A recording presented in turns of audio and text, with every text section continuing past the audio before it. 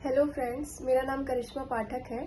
मेरा केंद्रीय विद्यालय का इंटरव्यू अलीगंज सेक्टर जे में लखनऊ में हुआ था और मेरा बोर्ड नंबर था 1।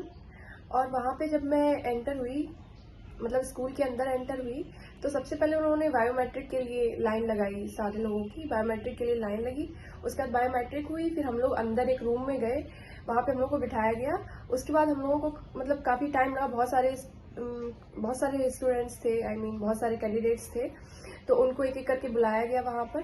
फिर उनका डॉक्यूमेंट्स वेरिफिकेशन हो रहा था और मेरा नंबर सबसे लास्ट में था इंटरव्यू में। लास्ट से 3rd नंबर था मेरा। तो वहाँ पे सबको डॉक्यूमेंट वेरिफिकेशन के लिए बुलाया जा रहा था, तो मेरा टाइम सबसे लास्ट में आया था, मतलब ऑलमोस्ट लास्ट में ही आया था।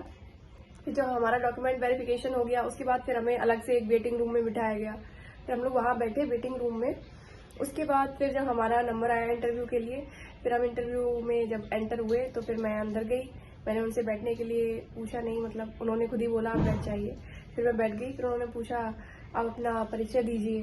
उन्होंने मुझसे इंग्लिश में नहीं पूछा, उन्होंने हिंदी में ही पूछा आप अपना परिचय दीजिए। लेकिन मैंने अपना इंट्रोडक्शन इंग्लिश में ही दिया, क्योंकि अब मैंने इंग्लिश में प्रिपेयर किया था। अब हिंदी में मुझे एकदम से प्रिपेयर नहीं करना आ रहा था, तो मैंने इंग्लिश में ही अपना इंट्रोडक्शन दिया। फिर उन्होंने मुझसे पूछा कि आप एनसीसी के बारे में बताइए, क्योंकि मैंने एनसीसी किया है। तो उन्होंने मुझे एनसीसी के बारे में काफ़ी सारे क्वेश्चंस पूछे। फिर मैंने उन्हें एनसीसी के बारे में बताया। मतलब उन्होंने ऑलमोस्ट 5 मिनट तक मुझसे एनसीसी के बारे में पूछते रहे, 5-7 मिनट तक। तो मैंने उन्हें सब कुछ A to Z बताया एनसीसी के बारे में, जो वो पूछते रहे। उसके बाद उन्होंने मुझसे पूछा आप मॉर्निंग असेंबली के बारे में क्या क्या जानते हैं। फिर मैंने मॉर्निंग असेंबली के बारे में सब कुछ उन्हें बताया। उसके बाद उन्होंने कहा कि अच्छा, आप जो भी टॉपिक प्रिपेयर करके आए हैं, आप वो टॉपिक पढ़ा दीजिए बच्चों को, किस तरह से आप पढ़ाएंगी। तो फिर मैंने वहाँ पे अपना टॉपिक जो तैयार करके ले गई थी वो मैंने प्रेजेंट किया वहाँ पर। फिर उसके बाद में उन्होंने मुझसे कहा अच्छा, आप कोई पोएम रिसाइट करके दिखा दीजिए। फिर मैंने वहाँ पे पोएम रिसाइट करी। उसके बाद उन्होंने मुझे काफ़ी सिचुएशन बेस्ड क्वेश्चन दिए। फिर मैंने उनके आंसर दिए। उसके बाद उन्होंने मुझसे पूछा कि आप क्लासरूम में एक्स्ट्रा करिकुलर एक्टिविटीज़ कौन कौन सी करवाएंगी। तो मैंने उन्हें वो सब बताया। उसके बाद उन्होंने कहा सिंगिंग भी तो होती है, क्या आप सिंगिंग कर सकती है। जबकि मैंने अपनी हॉबी सिंगिंग बताई नहीं थी, लेकिन फिर भी उन्होंने मुझसे सिंगिंग करने के लिए कहा।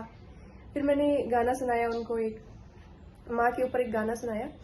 उसके बाद उन्होंने मुझसे पूछा कि अच्छा, आईसीटी का क्या क्या यूज़ कर सकते हैं आप क्लासरूम में। तो फिर मैंने वो उनको बताया कि हम कैसे कैसे क्या क्या कर सकते हैं।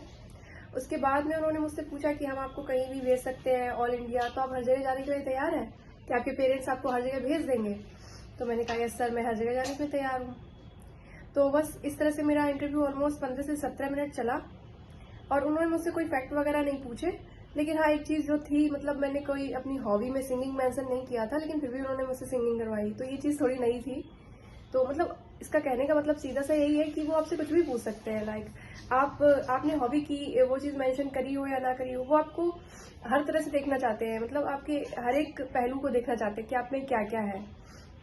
तो इस तरह से उन्होंने, मतलब मेरा इंटरव्यू चला और वो मुझे इस फेस से काफ़ी सेटिस्फाइड लगे। उसके बाद फिर मैं निकल आई बाहर थैंक यू करके उनको। तो बस दैट्स इट, ये मेरा इंटरव्यू एक्सपीरियंस था। आई होप इसमें आपकी काफ़ी हेल्प होगी। तो थैंक यू।